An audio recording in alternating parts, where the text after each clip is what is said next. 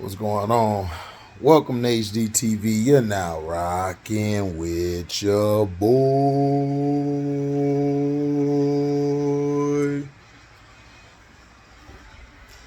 I wanted to make this video because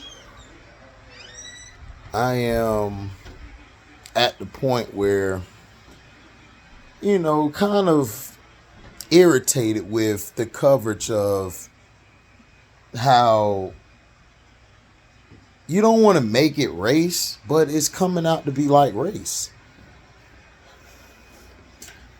Joe Burrow played one of his worst games last night. Yet he didn't get called out, didn't get criticized.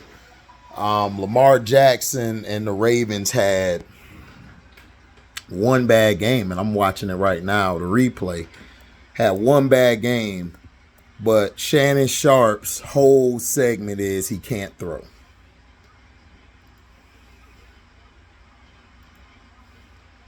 Shannon, he can't throw.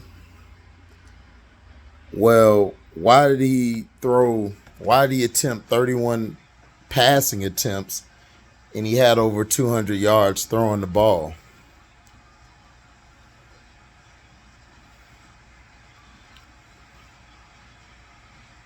The reason that the Ravens lost is down the stretch, there were some play calls that were questionable on their part. The play that they ran going for it, they shouldn't have gone for it on that play.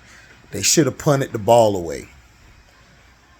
Then you made a segment last week saying Deshaun Watson ought to give his money back. Is that he's done? And it's like, bruh, he had 2 years off, and this is really his first season where he actually has a chance to play and build the rapport with the team. Now Nick Chubb is hurt. So now Kareem Hunt, luckily for them, they had Jerome Ford. And then you got Kareem Hunt, who's come up, who's actually played good last week. The problem is with these analysts are they're with these narratives. They continue with narratives. They continue talking bad about players, coaches, and it gets to a point where you're kind of sickened of it. And my thing is, why is it that all these other quarterbacks get a pass, but yet you guys continuously hate on Lamar Jackson, y'all hate on Deshaun Watson? Hell, y'all are so bad. Y'all are blaming Russell Wilson for the Denver Broncos losing when the defense the past 3 games has been horrendous. They were beating Washington last week 21-0. Russell did his job. You know who didn't do their job? It was the defense. But yet Sean Payton gets a pass. And people are going to come on here saying you're crying victim. If you say I'm crying victim, I'm going to block your ass. I'm not a victim and nobody's crying. I'm calling it how it is and calling what I see on the field and what I see from the analysts that has been terrible. The only analyst I believe the past few weeks that has been on point has been Keyshawn Johnson. Keyshawn Johnson has been the best analyst on TV, period. He's been the best because he's speaking to you from no narrative situation, speaking from a football-based opinion, as well as delivering facts with that opinion. Fans of the sport are so crazed that they don't understand the game of football. They don't. Last night, Baker Mayfield didn't lose the game. We lost the game because we didn't have a running game. We didn't establish the run. We tried to give Rashad the ball. He fumbled. Mike Evans dropped the ball. That's a real analysis. I didn't have to destroy Baker Mayfield. Baker tried to do too much because they were down. He was trying to force something and he got picked off. Was that on him and everything? The interception, but he wasn't the ultimate reason they lost the game. But Joe Burrow played like shit last night, and everybody's going to say, well, he has a calf injury. Deshaun Watson's been gone 2 years, but you guys don't give him that respect, right? I see how it is. And the race issue is because of white people. It's not because of black people. It's not because of anybody but white people. White people are the main ones to make it about race, because if a black man is boastful or bragging, then it's a problem. They have a problem with it. And this is what I don't understand. There's been plenty of white players to be boastful. Conor McGregor's been boastful. He got ignorant with Khabib. Nobody said nothing. They gave him a pass for that, right? You had Fitzpatrick, who was mediocre or below average at best, grew his beard out, rocked a little chain.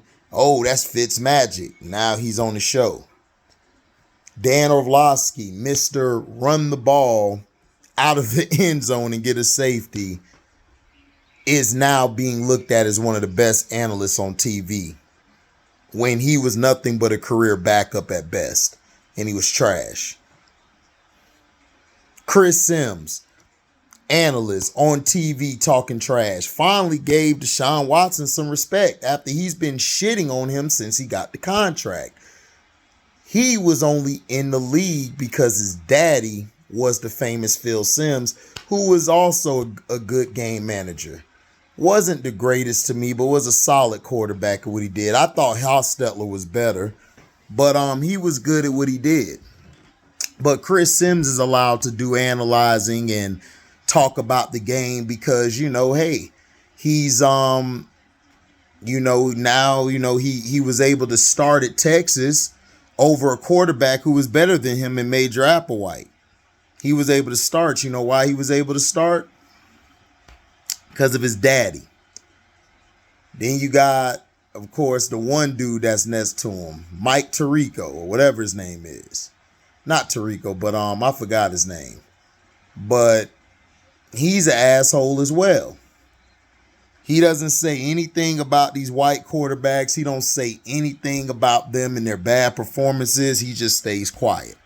Kirk Cousins has been getting away with robbing a team without the gun, but he barely gets criticized. So this is why I tell people that I don't watch the analysts. Everybody may like Shannon and Stephen A. I don't like them. I don't like their analysis. I don't like their way they tear the brothers down, but they big up the white players. They don't say nothing bad. Chad Johnson had to tell Shannon Sharp on the Club Shay Shay show, because they got their little show at night. It's like, dude, Deshaun Watson's been gone for 2 years. So you're just going to take 6 games he played last year and say that's it? No, he came late in the season. Kevin Stefanski's play calling has been, to me, a D- the past 2 years. It has been. Even when Baker was on playing for him, I really questioned a lot of his play calls. But he was able to mask that because you had Kareem Hunt and Nick Chubb playing at their highest level.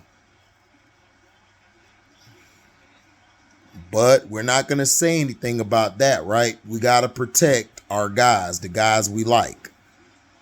We have to. We have to protect the guys we like. We have to protect those that are up top putting the battery in our backs, right? Look at Coach Prime. Coach Prime gets blown out. Everybody couldn't wait for him to lose. Everybody was saying the Cinderella story's over. Oh, he ain't this. He trash. But yet I haven't heard them say anything else about those other coaches. Nobody knew about any of these coaches that they're talking about until Coach Prime came. Now you got word that, it's been collusion. Everybody's colluding against Coach Prime. I believe it. Look at the NFL when it came to Lamar Jackson's contract. It was collusion. All the owners came together and said, F Lamar. Then you had owners who came out and said, we're not interested in Lamar Jackson.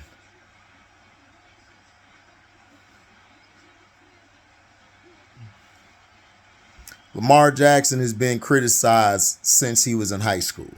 They wanted him to play a receiver. He did not want to play receiver. He went to Louisville. They asked him to change his position. Bill Polian said he needs to be a receiver. He didn't do that. He became a quarterback, won the MVP, yet he's still criticized after one game. He still had over 200 yards throwing, had 31 attempts. The running game wasn't that good because you had Gus Edwards, Melvin Gordon, Kenyon Drake just got back. You have to give him time. The Ravens are fine. Even if they don't win this Sunday, they are still fine. They're still good.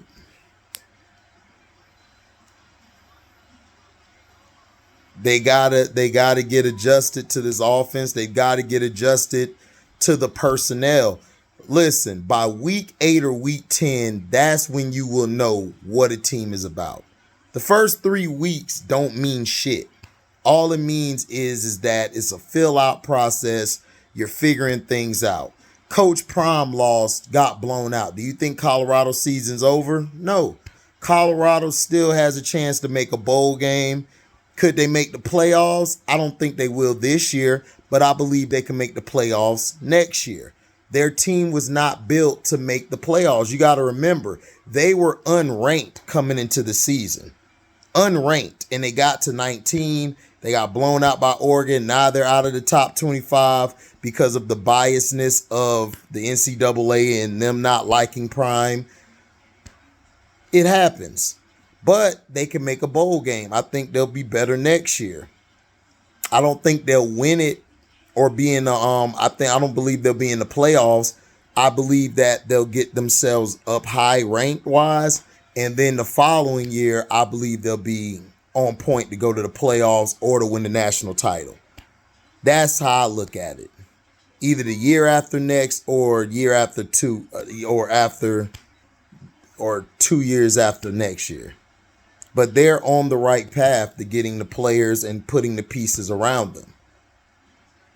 So, but this is my thing here. You know, everybody hasn't said nothing about Matt Stafford. Matt Stafford played horrible last night. Joe Burrow, horrible last night. But we're not going to say nothing about them. Dallas fans continuously saying, well, Dak needs to be replaced. Who are you going to replace with Dak? You're still going to have the same problem. Jerry Jones. You're not going to win a Super Bowl until Jerry Jones finally says, you know what? I don't know what to do anymore. I'm not smart. So what I need to do is I need to assign somebody who knows what they're doing. That's it. But he's not going to do it. Now, Gardner Minshew played well yesterday. 2 days ago. But the reason why he did, because Zach Moss had 30 carries for 122 yards. That Ravens defense down the stretch kind of gave it up. Now, they didn't give up a lot of points, but the thing they did was they gave up a lot of yards. So the Ravens are showing that they're a bend or don't break defense. But to say that Lamar can't throw is the most asinine thing I've ever heard in my life. And this is why I don't like Shannon Sharp. And this is why I told you guys I will not be supporting First Take with him or that bitch ass nigga across from him named Steven No Hairline Smith. I'm just being honest. Shannon Sharp is doing his same bullshit that he did on Undisputed when it comes to giving his assessments, when it comes to the brothers, but when it comes to the mulatto, and then when it comes to the whitest person on the planet, he gives them a pass on everything. He does. You know, he used to criticize. He didn't start criticizing Aaron Rodgers until he had to, because everybody was like, bro, how you going to criticize How you gonna criticize what's his name? How you gonna criticize Tom Brady, but you letting Aaron Rodgers walk away with nothing? But he did blame Aaron Rodgers for being sacked and getting hurt, which it was Aaron Rodgers' fault because the way the play was designed, not the plane. The play was designed, he should have got the ball out of there fast. All I'm saying is, I'm not here to just point out race. I'm tired of it. We need to, until America and until people that's top brass of sports or whatever genre it is, whatever field that it is, learn to embrace people that aren't the same color as them, learn how to not have a stigma about themselves thinking of what one race is. Until they get the stereotypes out of their head, we're still going to have this issue. All of us are men, and then we got women. If you have sex with a white woman, or a white woman have sex with a black man, and they have a baby, the baby will come out normal with 2 arms, 2 legs, 10 fingers, 10 toes, 5 on each. So this way of thinking and this how everything is going just needs to change. Just get to the point you're sick of it. And I'm sick of it. You know, I look at a quarterback to do his job. I don't care what skin tone they are.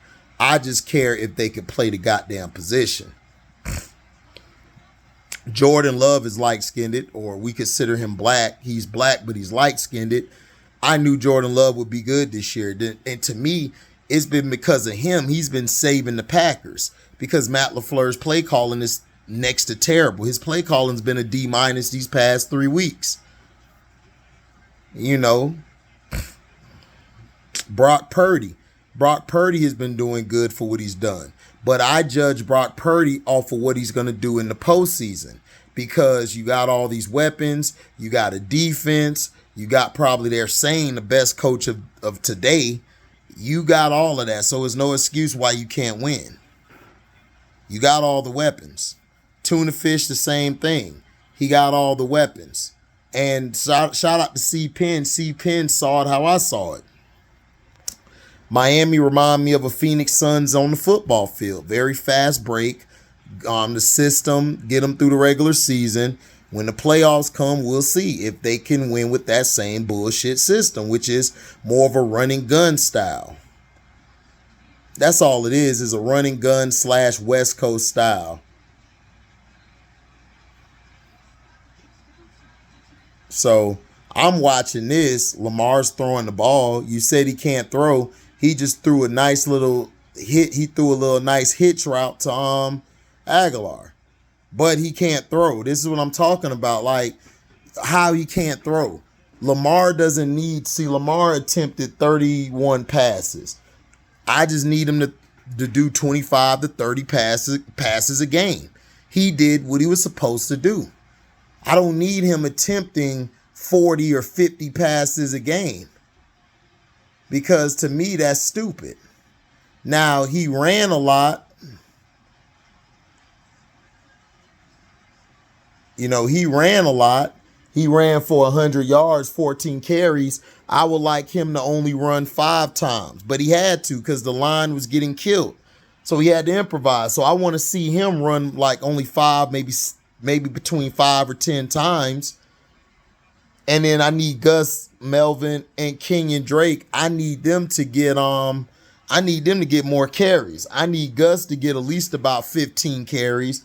I need Melvin Gordon to get 15 carries, and I need Kenyon Drake to get about 10 to 15 carries. So that'll be 30, that'll be 45 carries combined. That's what you need. And that's what they should have done. That's my only issue with the Ravens, that they have to do better.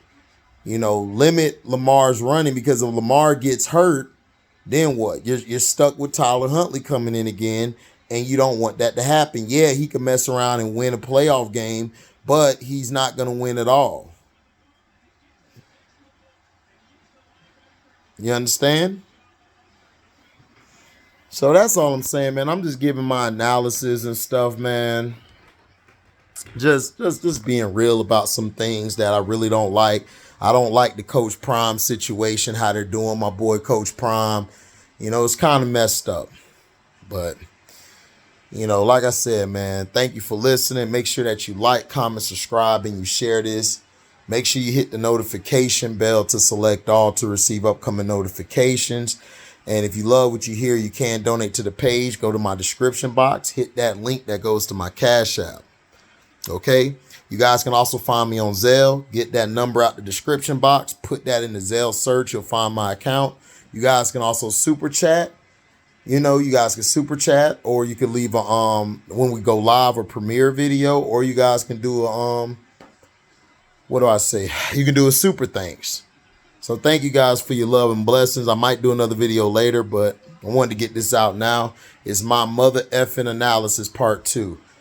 I'm out. Deezy.